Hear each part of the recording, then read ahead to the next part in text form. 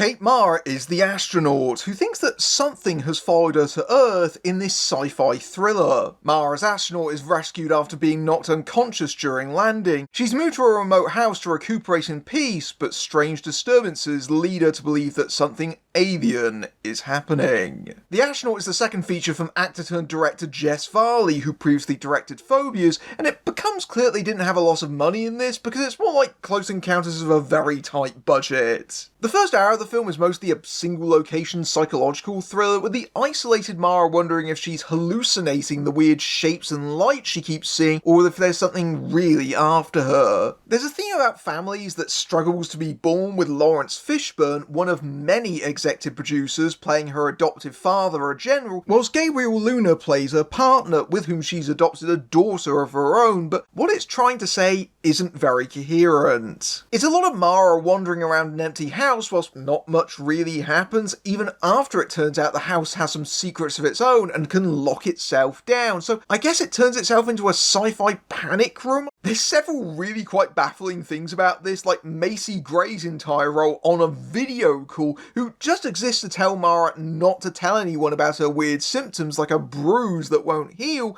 and the last act is absolutely bizarre. Despite Mara saying sounds like a horror movie as she moves in, the film can't seem to decide if it actually is one or not. The final section goes completely off the rails as it ramps up and suddenly becomes simultaneously Alien, The Fly and a Spielberg pastiche all at once, and if that sounds like a very uneasy combination, it really is. Varley even recreates the famous kitchen scene from Jurassic Park to unintentionally amusing effect. And then there's a really shonky climax with some very poor CGI and one of the oddest final reveals in some time that makes much of the movie make absolutely no sense, and it feels less like there's a plot and more like a bunch of greatest hits from a Letterboxd top 4. The ending of The Astronaut is likely to leave viewers dumbstruck, not so much asking, is that it, as, wait, is that E.T.?